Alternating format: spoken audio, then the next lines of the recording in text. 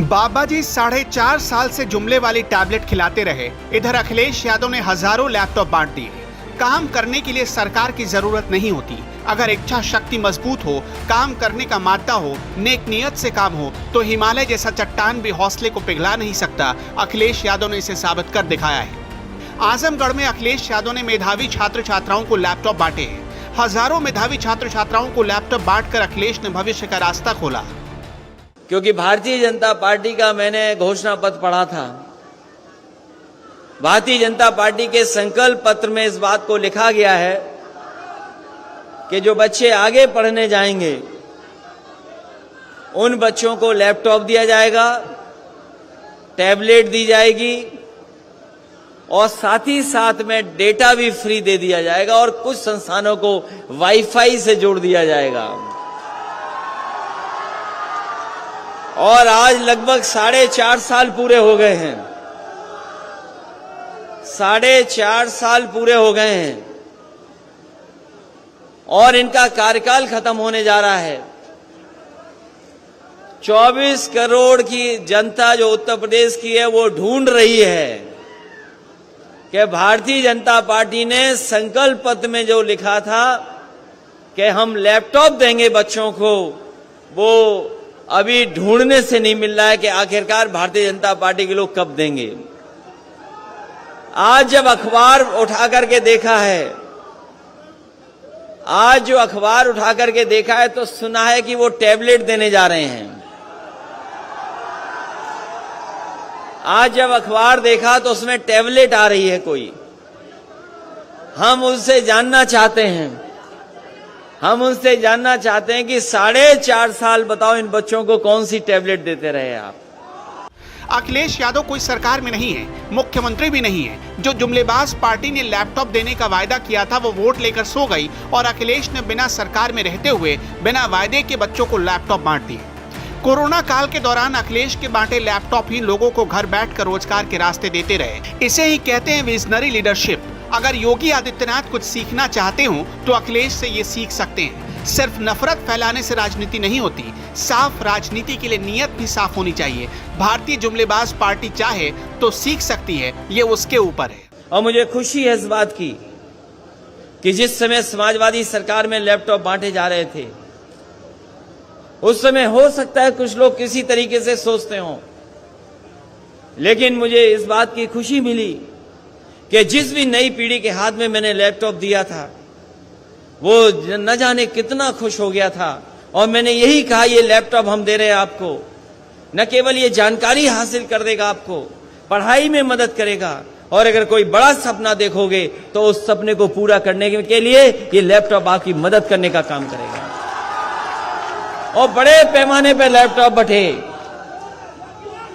Laptop बांटे गए और ये हमारे साथी जो तख्ती लेकर के आए हैं वो जानते होंगे कि किसी गांव में आप चले जाओ तो कहीं ना कहीं कोई एक ऐसा बच्चा मिल जाएगा जिसको समाजवादी सरकार में लैपटॉप मिलने का काम हुआ था। और वो लैपटॉप ऐसे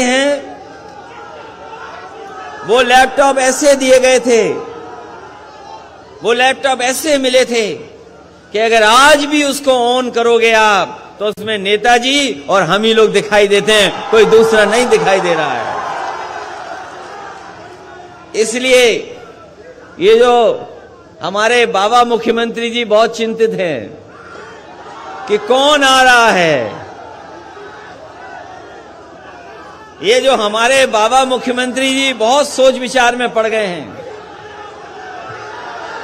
कि कौन आ रहा है। मैं उनसे कहना चाहूंगा कि इस बार उत्तर प्रदेश की जनता ने तय किया है और 24 करोड़ लोगों ने यह तय किया है कि जिनसे आपने झूठा वादा किया था वो झूठे वादे को हटाने वाले लोग एक बार उत्तर प्रदेश से भारतीय जनता पार्टी का सफाया करके रहेंगे। 11 मार्च 2013 को अखिलेश यादव ने लखनऊ में 10,000 विद्यार्थियों को मुफ्त लैपटॉप बांटा और महत्वाकांक्षी योजना का श्रीगणेश किया था। 2013 में बांटा गया अखिलेश का लैपटॉप उस वक्त एडवांस वर्जन का था। उसमें विंडोज 7 के साथ 500 GB की हार्ड डिस्क, 2 GB रैम लगी होती थी। उस वक्त मार्केट में ऐसे लैपटॉप की कीमत करीब 35 से 40 हजार रुपए हुआ करती थी। अखिलेश ने ऐसे करीब 61 लाख से ज्यादा लैपटॉप बांट दिए। झूठा प्रचार ही इनका विकास है। पहले 100 नंबर थी, उससे पुलिस आती थी, अब 112 आती है तब भी पुलिस आती है, तो क्या बदल दिया बताओ। जब 100 नंबर था तब भी पुलिस आती थी बुलाने पर, और अब 112 है तब भी पुलिस आ रही है, तो क्या बदल दिया इन्होंने। 100 नंबर था तो पुलिस बेईमान नहीं थी,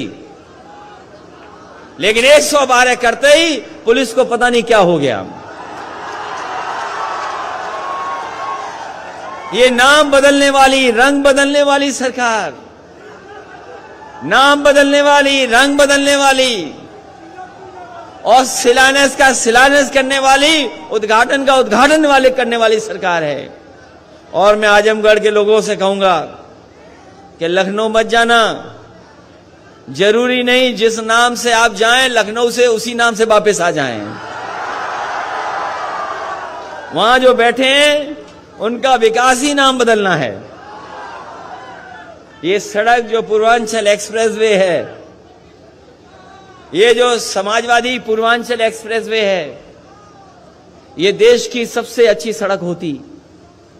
जिस समय इस सड़क को बनाने का काम मैंने शुरू किया था, मुझे याद है इस सड़क को अच्छा बनाने का फैसला लिया था, और इसलिए अच्छा फैसला लिया था क्योंकि हमारा पूर्वांचल का क्षेत्र गरीब है, यहां बेकारी है, बेरोजगारी है, यहां के लोगों के बीच में अभाव की चीजें हैं। इसलिए जब सड़क बनाने का काम शुरू मैंने किया तो मैंने उस समय के अधिकारियों से कहा कि अगर आगरा लखनऊ सड़क बनी है तो ये जो हमारा पूर्वांचल का इलाका है, जो बलिया तक है, गाजीपुर है, आजमगढ़ है, सुल्तानपुर है, आपका अकबरपुर, अंबेडकर नगर है, इस इलाके को आगरा लखनऊ से अच्छी सड़क बनाने का काम करेंगे।